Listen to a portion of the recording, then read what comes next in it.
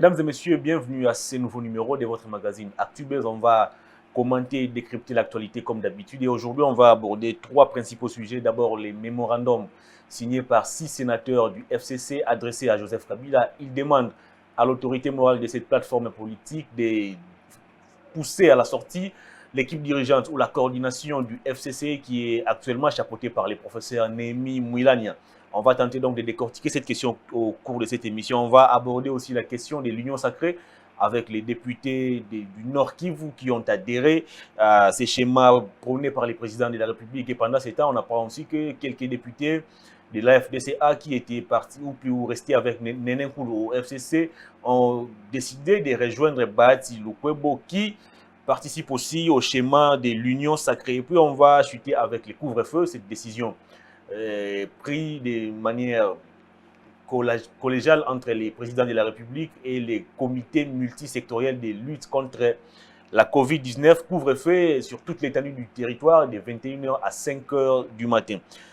Et pour décortiquer ces trois sujets, j'ai reçu sur ces plateaux Patrick Local, là, il est journaliste, mais aussi analyste politique, à qui je m'en vais dire bonjour et bienvenue. Bonjour Hervé. Ça fait longtemps. Oui, parce que je ne sais pas si j'étais censuré. Même pas. Si c'était par vous ou par Christian Bossé, mais lui-même que j'ai salué en passage. Mais voilà, je suis là. Sinon, votre média, ça évolue? Oui, le média évolue très bien. Je vous ai vu dernièrement poster une photo avec John Omombo et un autre confrère où vous étiez en train de présenter une revue, je crois. Oui, un magazine. J'ai été appelé par les confrères John Omombo qui a lancé un nouveau magazine sur le marché. Le magazine s'appelle Boussole d'Afrique et qu'il a sollicité notre modeste expertise pour la rédaction, l'orientation et la mise en œuvre de ce magazine. Voilà pourquoi nous avons répondu favorablement à sa demande, parce que partout là où le métier nous appelle, nous avons le devoir d'y aller. C'est ça, parce que nous savons faire la différence entre les opinions prises dans les cadres des analyses que nous faisons tous les jours à la télé, à la radio et dans la presse écrite, et le métier auquel nous sommes appelés à exercer. Le métier du journalisme est un métier qu'on exerce avec neutralité, avec impartialité, avec objectivité, même s'il faut noter que l'objectivité en journalisme n'a jamais été de manière absolue. Très bien.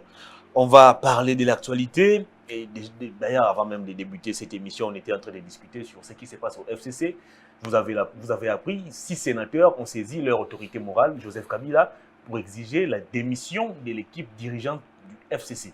Quelle lecture faites-vous aujourd'hui de la démarche de ces 6 sénateurs? Est-ce que ce n'est pas une démarche hypocrite?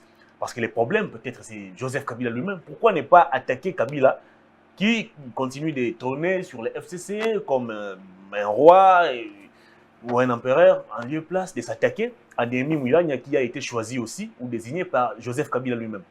L'erreur du FCC ou de parti politique congolais, c'est d'être calqué sur les humeurs, les personnalités des gens. Je vais ici vous démontrer que ce que nous constatons aujourd'hui au niveau du Front commun pour le Congo n'a pas commencé qu'actuellement. Déjà, en 2015, vous vous rappelez, le groupe des G7 avait quitté Joseph Kabila pour un problème de vision, un problème de leadership, un problème d'approche. Et à l'époque, on a tenté de minimiser le fait, soi-disant, ils étaient corrompus, achetés par Moïse Katumbi, et qu'on a cru que c'était normal. C'était normal. On a continué, puis nous avons vu aussi que Joseph Kabila a tenté, comme on l'a toujours dit, même si beaucoup de gens ne le croyaient pas, voulait toujours rester au pouvoir. Devant lui, se trouvait beaucoup de choix. Il avait quand même des disciples qui n'avaient pas assez de problèmes, tant au niveau national qu'international. Lui-même tenait à être le candidat à sa propre succession. C'est à la veille qu'il était venu choisir un dauphin qui s'appelait Emmanuel Ramazani Shadari. Un homme qui était controversé, non seulement au niveau de l'opinion nationale, mais aussi au niveau de l'opinion internationale. Parce que vous vous rappelez avec moi que beaucoup de sanctions internationales pesaient sur l'homme. Et ça continue jusqu'aujourd'hui. Et beaucoup d'analystes avaient dit qu'il y va échouer aux élections. La conséquence, c'est Félix, un opposant, qui gagne les élections. On a tenté de minimiser encore une fois la défaite de Shadari. Là, le mal était en train de faire sa continuité, son petit bonhomme de chemin. Est arrivé au moment où il fallait faire le partage équitable de postes. Après, bien entendu, avoir mis en place la coalition FCC Cash. Bahati Lukwebo dit non, au regard de ce que je représente, au niveau de l'Assemblée nationale, au niveau du Sénat et au niveau des assemblées provinciales, je mérite un autre traitement. Je mérite d'avoir la récompense à la hauteur de mon travail. Il y a eu une divergence, Bahati est parti, on a créé Nenenkulu. On a minimisé encore une fois, je vous rappelle, le départ de Bahati. Et là, le mal était en train de continuer à faire son petit bonhomme de chemin. On part au Sénat, on impose Tambou Mamba, et vous vous rendez compte qu'à la deuxième vice-présidence du Sénat, il y avait deux candidats. Sami Badibanga et Évariste Bouchab. Badibanga bat Bouchab qui avait derrière lui le FCC. On minimise le mal. Et on arrive qu'au niveau de l'Assemblée nationale, on impose Janine Mabunda sans aucun consensus. Je vous rappelle bien que le modus operandi des gens du FCC, c'est la volonté de Joseph Kabila, les sentiments, l'humeur de Joseph Kabila. On impose Janine. Et à la suite, Janine Mabunda s'est comportée de la manière dont elle a pu se comporter sans avoir été reprochée par son autorité morale. Est arrivé le moment où ils se sont rendus compte que réellement il y avait des petits soucis au niveau du FCC. Ils sont allés en retraite de Bouela Loge. Il y avait des résolutions. Mais ces résolutions n'avaient pas autorité sur Joseph Kabila. Il faut ici dire que les comportements des acteurs du FCC, les résolutions prises lors de leur retraite de Bouela Loge n'étaient pas au-dessus de Joseph Kabila. C'est seule l'humeur, la volonté de Kabila qui comptait. La conséquence, aujourd'hui, c'est que Janine Mabunda est mise de côté. À la suite de cette chute humiliante de Janine Mabunda au bureau de l'Assemblée nationale, l'on évoque la question sur la responsabilité d'Ennemi Moulania en tant que coordonnateur du FCC et son équipe. Mais moi, je me pose bien la question. Est-ce que c'est seulement Ennemi Moulania qui est à la base de la chute du FCC? Quid la responsabilité de Joseph Kabila? C'est ça le débat. S'il faut demander la démission d'Ennemi qui était là par la volonté de Joseph Kabila, à ce moment-là, il va falloir que nous réfléchissions également autour de la responsabilité de Joseph Kabila. Ici, j'interpelle l'attention de ceux qui sont partisans ou cadres du FCC. Loin de moi l'intention de soutenir Nemi Moulania, mais j'ai fait une réflexion comme intellectuelle que s'il y a des problèmes au sein du FCC, si Nemi Moulania est un problème, avant que nous n'arrivions à l'analyse des faits qui lui sont reprochés, c'est que Joseph Kabila, qui est le chef, a aussi une responsabilité. Quelque part, on dit, il n'y a pas de mauvaises troupes, il n'y a que de mauvais chefs. Quid la responsabilité de Joseph Kabila? Je vais vous démontrer que dans les partages des responsabilités par rapport à ce que l'FCC a vécu, la chute est brutale, Joseph Kabila a peut-être 80% des parts des responsabilités. Démontrez ça. Parce que, oui, mais c'est ça. Parce qu'il a toutes les décisions qui sont ou qui étaient prises au niveau du FCC sont des décisions individuelles de Joseph Kabila. Sans aucun consensus, sans aucune concession. Il impose un point de vue, il impose quelqu'un. C'est comme ça qu'il a imposé Tambou Mamba, c'est comme ça qu'il a imposé Janine, c'est comme ça qu'il a imposé Pepe Ilunga. Et même Némi. Et c'est comme ça qu'il a imposé également Némi Moulania. Alors, comment voulez-vous demander seulement des comptes à Némi Moulania et ne pas demander des comptes à celui qui impose des hommes, à celui à qui vous avez confié la responsabilité de vous imposer le point de vue? Ici, c'est une question de peur. Les cadres du FCC et d'hypocrisie ont peur de Joseph Kabila. Comme ils ont peur de Joseph Kabila, ils ne vont continuer qu'à chuter. Parce que je me pose bien la question. Vous avez vu les traitements que Joseph Kabila réserve à ses poulains lorsqu'il se rend dans sa ferme de Kingakati. La formule des longues files. La formule des lignes. Non seulement ça, mais combien de membres du FCC, combien de cadres du FCC ont le numéro de Joseph Kabila? Combien de présidents de regroupements politiques au sein du FCC ont accès facile chez Joseph Kabila? C'est un cercle réduit de ses proches qui ont accès. Joseph Kabila parle avec les responsables de regroupements politiques de sa famille politique par des personnes interposées. Et c'est dans ces cadres que vous voulez que le FCC gagne. Non, pas question, ça ne sera pas le cas. Voilà pourquoi je dis qu'en quelque sorte, le premier responsable, c'est Joseph Kabila lui-même. Il a conduit sa famille politique au suicide.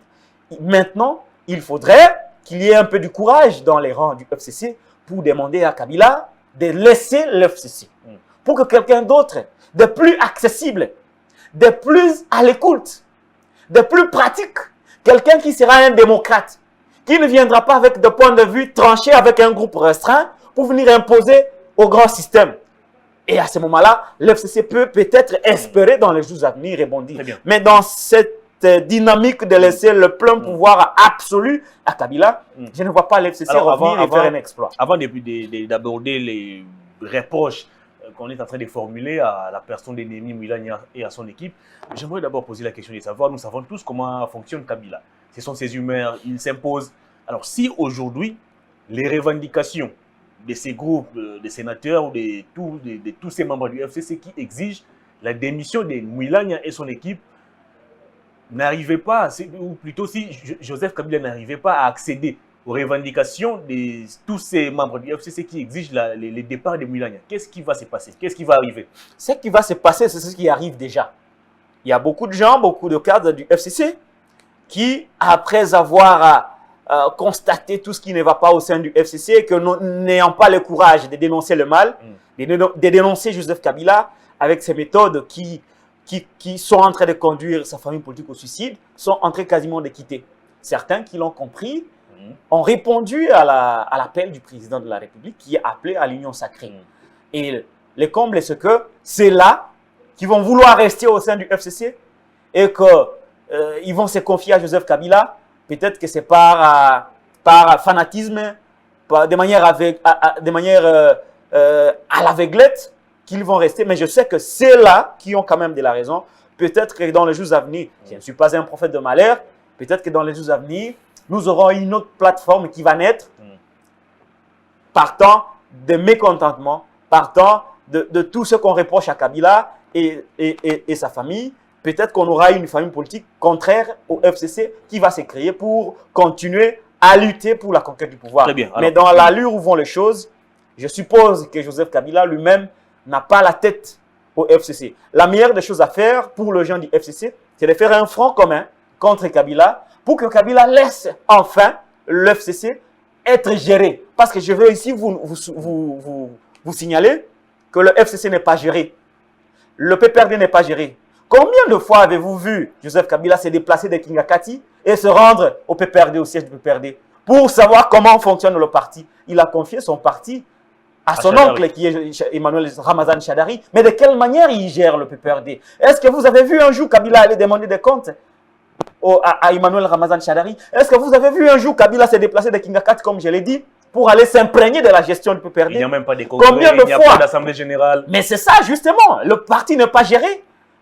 L'FCC également n'est pas géré. Combien de fois avez-vous vu Kabila s'est déplacé pour aller tenir des réunions avec les cadres du FCC? Il s'est déplacé dernièrement pour visiter au sein de son siège. Il est venu parce qu'il a créé un événement, c'est faire des photos parce que tout simplement, c'était l'inauguration. Il fallait venir voir le bâtiment construit par Ennemi Mouilagna. Mais ce n'est pas ça. Ce n'est pas ça de la politique. Tout le monde peut aller visiter un bâtiment, mais ne pas être dans la logique de ce bâtiment. Nous aurions bien voulu avoir au sein du FCC, j'estime bien pour le cadre, quelqu'un qui dirige, quelqu'un qui a la température, c'est comme un père de famille qui sait que tel n'a pas été bien servi et qu'il faut chercher à les satisfaire autrement. Mais lui, il s'en fout éperdument. C'est comme si on les force. C'est comme si Kabila est pris en otage par d'autres petits Kabila. Il a créé autour de lui d'autres petits Kabila qui gèrent l'FCC et le PPRD à sa place, mais lui-même est ailleurs. Voilà pourquoi je dis qu'il faut un vrai débat,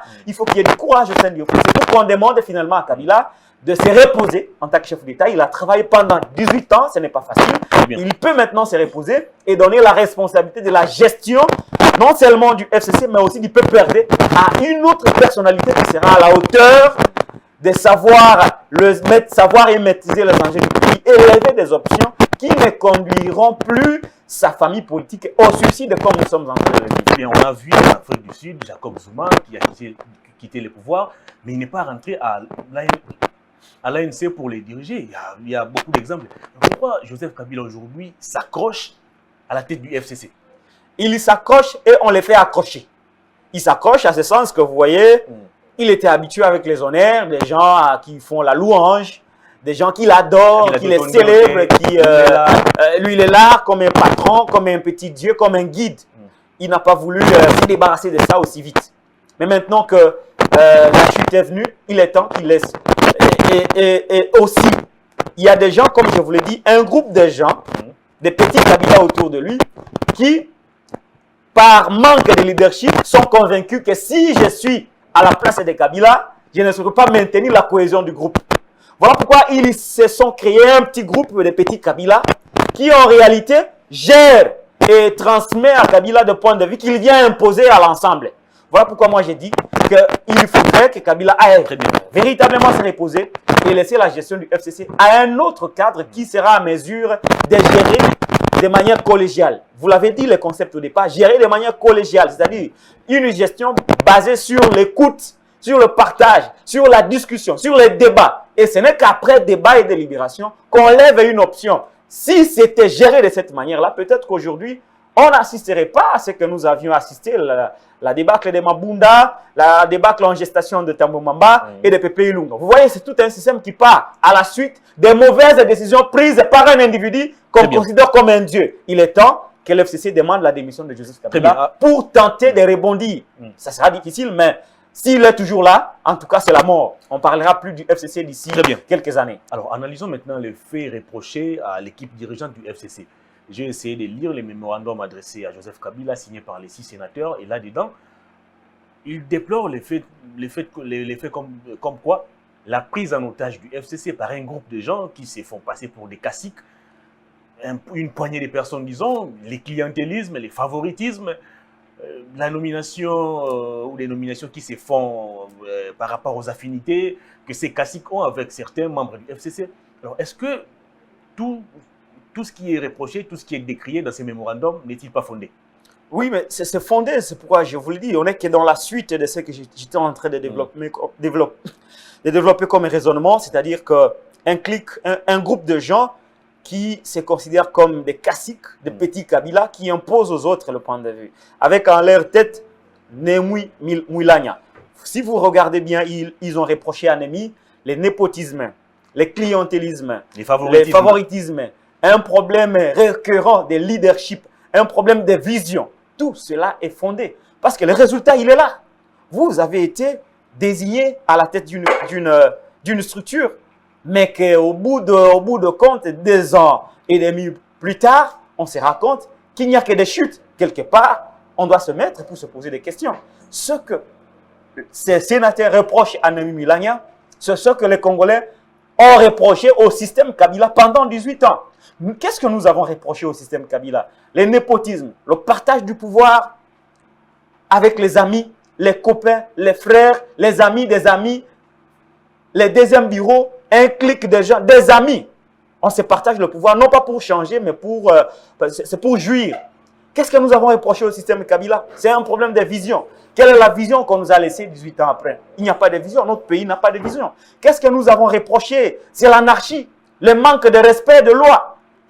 Donc, tout ce que ces groupes de sénateurs ont reproché à Némi Mouilania et son groupe, c'est ce que les Congolais ont toujours reproché à l'ensemble de l'équipe de Joseph Kabila. Et il est temps qu'en réalité, j'aurais bien voulu, comme je l'ai dit au départ, que cette lettre soit adressée à Joseph Kabila lui-même. S'il y a manque de leadership en Némi Mouilania, c'est à Kabila que se trouve le manque de leadership. Parce que c'est lui qui l'a choisi. Si il l'a choisi et que au bout de 6 mois, 1 année après, il n'y avait pas de résultats, il pouvait les sanctionner. Et nous nous sommes rendus compte que Némi a commis un certain nombre d'erreurs, mais il n'a jamais été sanctionné par Joseph Kabila. C'est-à-dire qu'auprès de Kabila, Némi était un bon disciple. Ce n'est pas Némi le problème et son équipe, mais c'est en réalité Joseph Kabila le problème. Comme il est le problème, il faut le pousser à la démission. C'est lui qui a fait la continuité des anti-valeurs qui hier étaient exercés par le système Mobutu. Il a reconduit les mêmes systèmes avec les mêmes antivaleurs, le népotisme, l'anarchie, le manque de leadership, le clientélisme, le favoritisme. Et c'est ce qui a conduit ce pays là où il se trouve aujourd'hui. Donc, s'il faut demander des comptes, ce n'est pas seulement à un ami qu'il faut demander des comptes, mais il faut le demander également à Joseph Kabila. Et si Kabila n'est pas à mesure de donner des explications, parce qu'il ne donnera pas les explications, il se considère comme un guide, à ce moment-là, il faudrait que chacun d'entre eux tire les conséquences. Tirer les conséquences ne voudrait pas seulement dire rejoindre Tshisekedi.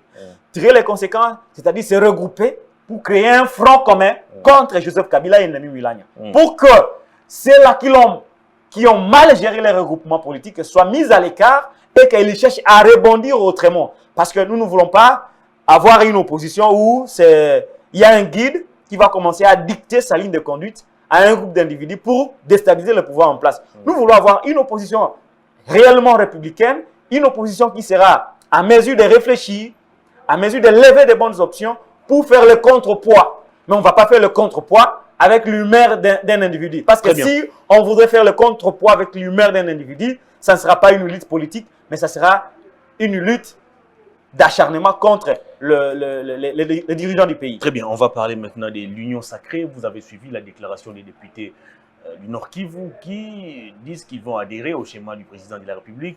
Et pendant ce temps, il y a les députés AFDCA qui étaient restés avec Néné Nkouloui et qui ont décidé maintenant de rejoindre Bahati Lukwebo.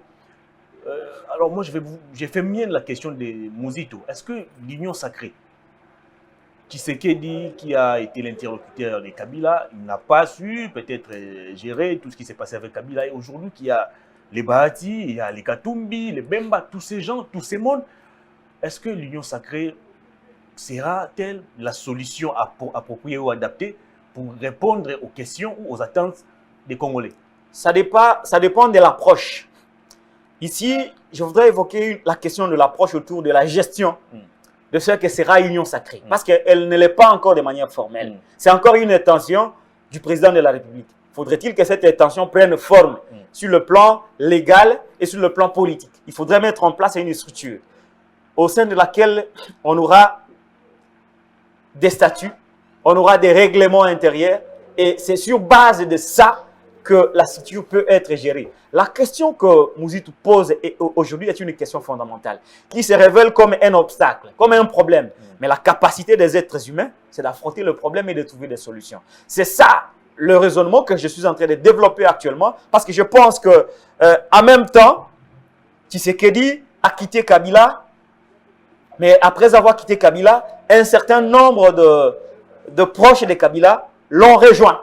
Mais en dehors de ça, d'autres personnalités politiques qui étaient hier à l'opposition, je cite ici Katumbi, Bemba, eux le reste, qui ont été d'abord avec Kabila, avec qui il a divorcé. Attendez, avec qui il a divorcé lors de l'accord de Genève, l'ont rejoint. Maintenant, il est devant un problème. Le problème, c'est comment créer de la cohésion autour de toutes ces réalités et des enjeux qui se trouvent maintenant au niveau de ce que sera l'Union sacrée. Et c'est cela la difficulté de Tshisekedi. Si il voudrait se comporter comme Joseph Kabila, c'est-à-dire un dieu à qui on rend compte, mais qui ne s'imprègne pas de réalité de sa plateforme, il va échouer comme Kabila. Mais si il se met à la disposition de tout le monde comme un démocrate, il y aura un cadre qui sera mis en place et dans ce cadre, on va tenter d'établir les responsabilités de tout et chacun. C'est-à-dire, nous sommes dans une alliance. Je suis le président de la République. Le pouvoir dû au président de la République doit être garanti. Il ne faudrait pas qu'il commette en amont l'erreur qu'il a commise en liant avec Joseph Kabila. En faisant l'accord avec Kabila, Tshisekedi n'avait pas tenu compte de ses attributs du pouvoir. Il n'avait pas le pouvoir de discrétion. Il n'avait pas ce pouvoir qui hier était défendu par les Kabilistes où on disait qu'il faut présenter 3 personnes et que le chef de l'État peut, parmi les 3, choisir avec qui il peut travailler. Il faudrait que les pouvoirs, comme je l'ai dit, les attributions du chef soient respectées dans le cadre de l'accord qui sera signé entre lui et ses partenaires de l'Union sacrée. Maintenant, au niveau de ses partenaires, il faudrait donner des responsabilités par rapport au poids politique.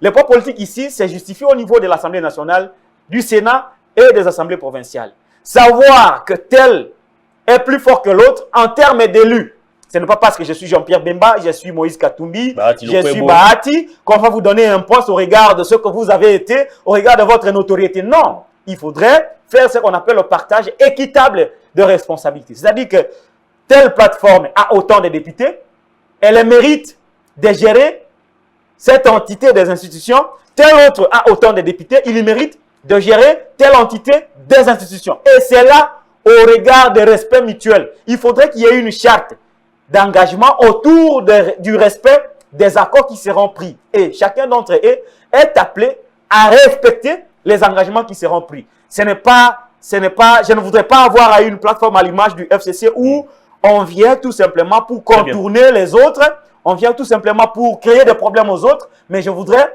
que la plateforme qui sera mise en place soit une plateforme qui va œuvrer pour l'intérêt de la nation. Que ce soit une plateforme au sein de laquelle on va trouver des patriotes, des vrais Congolais qui ne viennent pas seulement se servir, mais qui viennent d'abord servir la cause communautaire, puis après, tout naturellement, lorsqu'on sert la cause communautaire, tout naturellement, on sert aussi sa cause personnelle. Très bien. Il faudrait qu'on ait des Congolais au sein de cette plateforme qui viennent avec l'intention de trouver des solutions aux problèmes des Congolais, chacun en ce qui le concerne au regard de ses responsabilités. Mais si nous avons des gens qui viennent tout simplement créer, mettre les bâtons dans le roue des uns et des autres, nous risquons d'assister à ce que nous avons vu à Joseph Kabila. Voilà pourquoi ici, le leadership du chef de l'État doit être un leadership fort, éclairé et visionnaire. Parce que s'il est fort, il a un leadership fort, éclairé, il sera celui, ces leaders-là, vers qui on va pour trouver des solutions.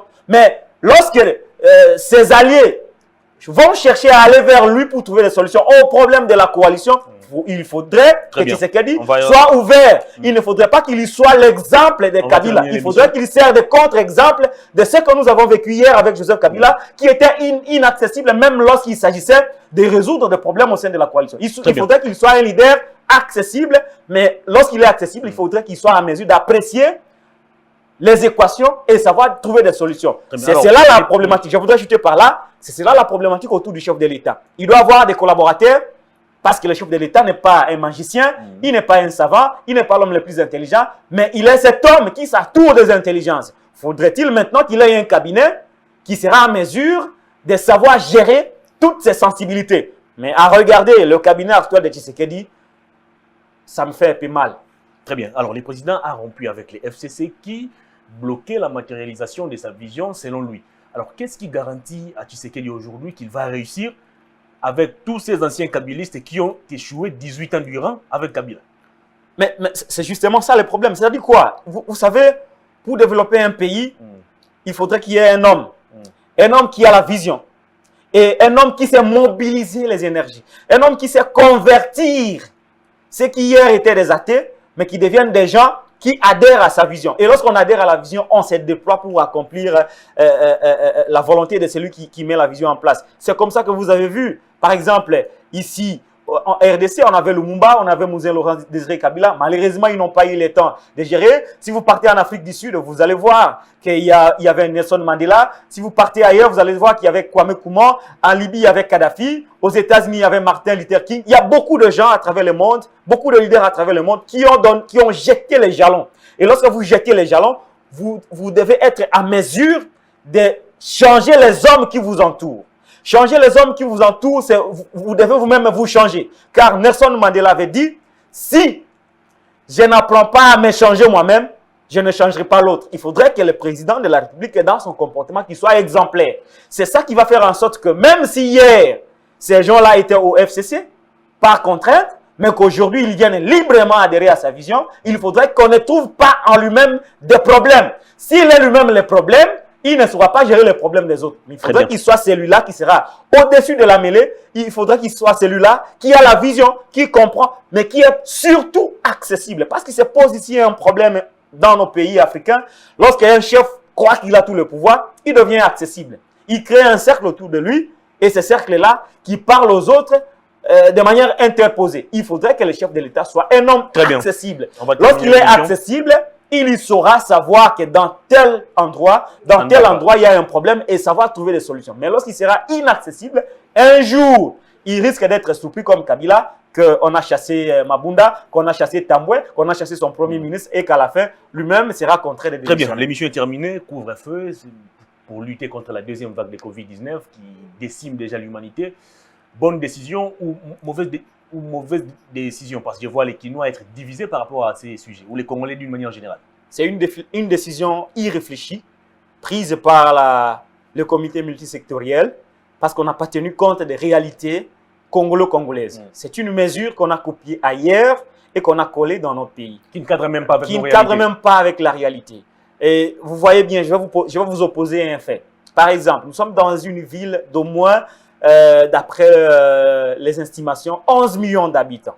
On parle même de 12 millions. Et lorsque vous regardez la réalité de la circulation à Kinshasa, lorsqu'on est au mois de décembre, c'est-à-dire le mois au cours de laquelle il y a la préparation de la nativité et de fêtes de nouvel an, il y a un engouement, la circulation augmente et c'est là que des embouteillages. Dans une ville où d'abord nous avons un problème de gestion de la circulation.